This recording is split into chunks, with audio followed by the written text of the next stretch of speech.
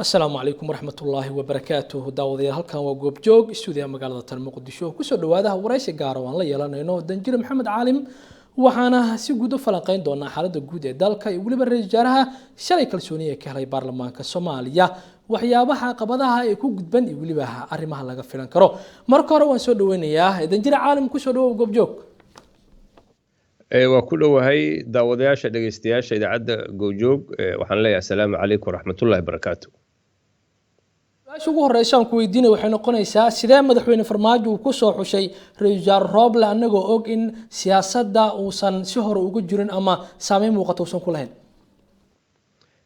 madaxweynaha sharafta Maxamed Cabdullaahi Farmaajo waqti dheer ayay ku qaadatay oo aan dhaqanka siyaasadeed Soomaaliya hore looga aqoon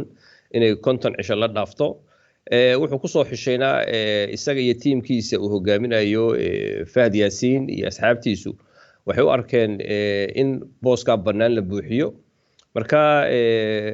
injineer Maxamed Faarax Roblena waa nin aan siyaasadda hore looga arkin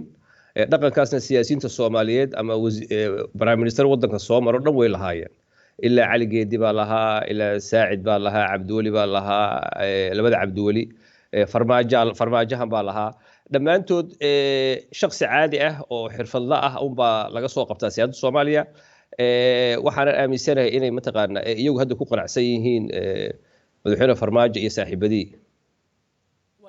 hadalkii madaxweynaha ee ansixinta Roble kadib maxay kula muuqataa say dhageystayaashu u fahmaan madaxweynaha sharafta leh markuu baarlamaanka shalay hortagay ilaa maalintii uu aaday Dhuusamareeb 3 oo baarlamaanka uu ka ballan qaaday inuu heshiiska Dhuusamareeb ku soo celin doono ama talada ku soo celin doono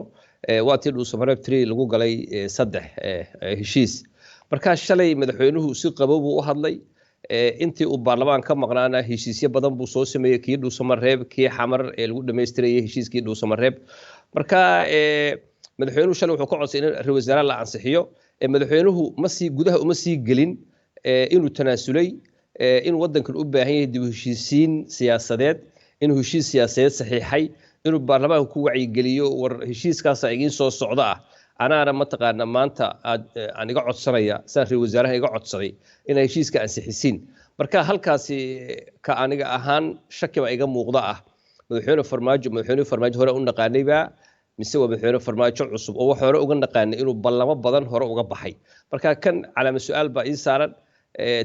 qadarta Ilaahay waa gooni shalay madaxweynuhu baarlamaanka uma faahfaahin mustaqbalka siyaasadeed ee dalka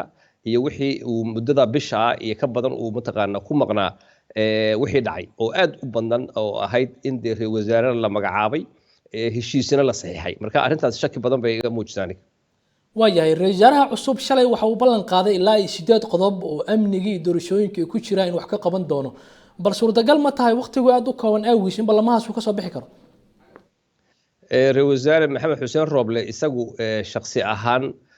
waxa uu ballan qaaday wax suurtagal ah haduu yiri amniga wax ka qabanaya musuqmaasuqa wax ka qabanaya waxyaalo doorashada tubta doorashada hadda ku jirna anagu tubta ciidanka isku dhafka ciidanka lagu ma jiro waxbarashada lagu ma jiro marka ra'iisul wasaaruhu haduu isaga shakhsi ahaan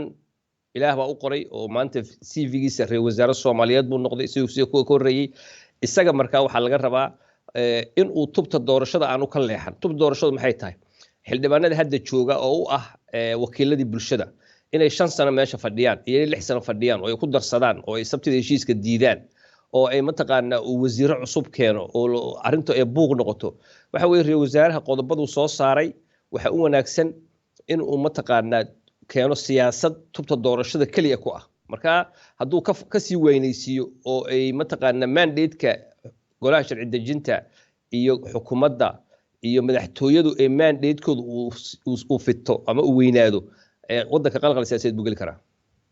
haddii baarlamaanka ay diidaan sharciga ay ku heshiiyeen maamul goboleedyada iyo dawladda Soomaaliya bal xagee loo sii dhaaqi doonaa markaas leedahay haddii baarlamaanka intiisa badan ay diidaan shalay inta badan baarlamaanku ra'iisul wasaare way ansixiyeen haddii baarlamaanka intiisa badan diidaan heshiiskaas siyaasadeed waxa loo arkayaa ka shakhsi ahaan aniga dadkeena arrimaha Soomaaliya ka falaqaada in baarlamaanku wadanka galiyeen carqalada siyaasadeed maadaama mandate-ka kuraastooda oo 4 sano ahayd oo ah kuraas beeleed oo wadanku 4.5 yahay doorasho hal qof iyo hal codan aanay suurtagal ahayn oo dadku si ii fahmaan waxa weeye daaroodku meel gaar u dagaa hawyuhu meel gaar ay degaan dirtu meel gaar ay degtaa digli mirif meel gaaray degaan beeshana meel gaaray degtaa dowladnimo isku dhafta shacabkii Soomaaliyeed aan muwaadin Soomaali haddaan ahay oo aan maanta marka tagi kareen oo aan jawhar tagi kareen oo aan caabud waqti kareen oo aan isku dhaf dowladnimo oo dadkii inay taliyii booliiska hal bedeli karo oo taliyii booliisku awood u leeyahay in wadankii isku daro waxa weeye Soomaaliya ilaa hadda tubta dibishiisiinta iyo tubta dowladnimada ku jirta marka ninka xildhibaan iska dhaadhiciya Soomaaliya waa midnimo Soomaaliya dowlad baa u dhisan Soomaaliya waxa weeye waa nin guri madow ku jira Soomaaliya gobolkii ugu badnaa ee waqooyiga Soomaaliya maqan Soomaaliya inta ugu badan al-shabaab baa haysta marka hadday ku marmarsiiyaan wadanku doorasho hal qof iyo hal cod ka dhacaysa war wadan aan jinsiyadiisa la cadeyn oo amnigiisa aan la cadeyn oo dadkii aanay isdhexgelin oo qabiil loo degan yahay oo madaxdan maamul goboleedyadu ay nin kasta uu qabiilkiisa siyaasi u yahay daarood waxa weeye ama hartiga Puntland Siciid baa u ah nimanka Jubbaland dega ee ogaadeenka u badan iyo mataqaana waxa ay mareexaanka waxa weeye Axmedooba u ah galmudug waad garan kartiin koonfur waad garan kartiin marka waxa weeye in qalalaasa siyaasadeed dawlad aan dhisnayn iyo dad aan heshiin iyo dastuur aan jirin in heshiiska loo burburiyo waxa uu eegay in baarlamaanku iyagu isxujeeyeen oo ay doonayaan 5 sano 6 sano inay wadanka sii fadhiyaan marka waxa weeye wadanka ilaa hadda ilaahay baa wanaag mataqaana aan khayr ka rajeynaa in tubtaas nabadda lagu sii socdo ilaa meel fiican uu gaarayo waayahay xukuumadda laga filay karo problem waxay noqonaysaa kubii hore mise kuwa ka duwan ayaa imaan karaa isleeda anigu sida waxaan u falanqeeyo ama saan u sheego waxa weeye meeshan waxa weeye team baa shaqeynayay reer wasaare khayra tagay oo kabtanka teamka ahaa reer wasaare maxamed baa yimid reer wasaare maxamed waxa u wanaagsan inuu xukuumaddii hore reer wasaare ku-xigeenkii wasiirkii arrimaha dibadda wasiirkii maaliyadda inuu xukuumaddiisi boqolkiiba 80 maadaama 68 wasiir ahaayeen wasiir dawle wasiir ku-xigeenno xildhibaan u badnaayeen waxa wanaagsan oo ummadana u wanaagsan beelaha Soomaaliyeed u wanaagsan inaanu qofna badan in wax badan aanu ka bedelin waxoogaa yar hadii loo baahdo way dhici kartaa ee ugu badnaan boqolkiiba 80 waxa u wanaagsan xukuumaddii hore inuu keeno ee xafiiska garanaysay ee mataqaana barnaamijkan tubta siyaasadda iyo tubta doorashooyinka fahmaya ee hadduu hadda dad cusub keeno oo hadda mataqaana dhagolayaal ah oo hadda meel ay ka bilaabaan aqoon oo hadda qaar qurbaha looga yeero oo qaar hadda mataqaana gudaha wadanka looga yeero oo hadda qalalaasa siyaasadeed bay keenaysa marka reer wasaare waxa u fiican isaga shakhsi ahaan wuu guuleystay dadku waxay ka sheegay inuu sharaf leeyahay waxa u fiican isaga maadaama isaga ilaahay uu reer wasaare ka dhigay farmaajo kama dhigin Soomaali kama dhigin ilaah baa ka dhigay isaga waxa laga rabaa dadku maanta way soo dhawaadeen inuu maanta xukuumad dadku hore ugu jirtay inuu ku dhameystiro meesha lagu qiyaa lagu qaltitabay inuu ku dhameystiro nimanka wasiirada ah ee wasiirka warfaafinta uu soo celiyo wasiirka maaliyadda soo celiyo arrimaha dibadda soo celiyo qorsheynta soo celiyo si ay dadku u fududaato oo arrinta marka uu saas u arkaamo waayahay dadka siyaasiyiinta ah waxay qabaan in xukuumaddan ay hore ugu fashilantay adiga maxaad marka ku fiirinaysaa in dib loo soo celiyo maadaama dadka shay qabaan xukuumaddan madaxweynaha baa ku fashilmay ballanqaadkiisii baarlamaankii baa shaqadii loo idmaday ee wakiilada ahaa iyo inay xukuumadda la xisaabtamaan reer wasaare maalintii la magacaabay reer wasaare khayre kadib baarlamaanku muu noqon baarlamaanku iyaga fashilmay oo gudoomiyihii baarlamaanka ee xirfadda yaqaanay mataqaana anigu aad iyo aad baan mataqaana ugu tacsiinaya Jawaari mataqaana in Jawaari maxaa mursal lagu bedelo aan dadkii maxaa mursal taageersanaa baan ahaa oo isbedelka doonayay aad baan uga xumay marka waxa weeye xukuumad fashilantay ma jirto waxa fashilmay golihii baarlamaanka fashilmay golihii wakiilada fashilmay iyaga ahaayeen dadkii labada gol inay wada shaqeeyaan iyaga labadii gol isku qabtay marka waxa naga qaldamay haddaanu nahay Soomaali golaha baarlamaanka weeye waa inaan bedelnaa waaya waqtiga xukuumadda oo aad u yar awgeed ma laga cabsi qabaa in doorashadu dib u dhac ku yimaado aqliga wanaagsan wuxuu qorayaa doorashadu ilaa 9 bilood ilaa 10 bilood oo technical way soconaysaa haddii November la bilaabo oo baarlamaanka ilaahay uu khayrku waafajiyo ay 30 bishan ay sabtida ansixiyaan processku ugu yaraan uu soconayaa ilaa 8 bilood ilaa 10 bilood oo waxa weeye wixii hoos baa loo daadagayaa guddiyaal la rabaa arrimihii amniga in laga shaqeeyo in dadkii musharaxiinta ahaa ay isqoraan xildhibaanada kuraasta xildhibaanada in mataqaana maamul goboleedyadii iyo dowladda federaalka ay shaqeyso wasaare cusub la shaqeeyo marka waxa weeye mar kasta haddaanay sanad gaarinba kulli way sanad ama 10 bilood kulli way qaadanaysaa inta xildhibaano cusub lagu soo dooranayo si wanaagsan oo dowlad wanaaga waayahay sida horaan u baranay xukuumaddii Khayre waxaa jira wax loo yaqaan waran iyo gaashaan oo xildhibaan oo wasiir xildhibaan isku ah haddii roobla mar kale wasiiradan uu soo celiyo ama xildhibaanadu ka soo xusho caqabadiisu sidaas u taagnaanayso ee baarlamaankii xukuumadda ka dhaxaysa sida wanaagsan waxa weeye wasiirada hadda jooga oo iyagu inta badan xildhibaano u badan ama inta kale aan jooga isaga haddii kursigiisa beel ahaan wasiir cusub lagu keenayo ma garan ee wasiirada hadda jooga annaka dadkeena arrimaha Soomaaliya ka falqo gaar ahaan anu fikirka aan qabo waxa weeye inuu wasiirada iska daayo ama wasiir ku xigeen ha noqdo ama wasiir dowlad ha noqdo intooda badan inuu daayo because wasaaradii ma shaqaynayaan wala socota wasaaradda waxbarashada waxa ka socda wax shaqo kama socoto oo wati khilaaf u dhacay wasaaradda shidaalka wala socota wixii murmur dhacay wasaaradda amniga wala socota xaqu amnigu marayo wasaaradda waxa la socota mataqaana dhaqaalaha oo wadankii dhaqaale ma laha marka way wasaaradda gaashaaniga la socota ciidamada isku dhafan lama sameyn marka hadda reer wasaaraha isaga shakhsi ahaan dib u heshiisiin reer wasaaradda dib u heshiisiin u ahaado oo mustaqbalkiisu u fiican hadda inuu koox ku biiro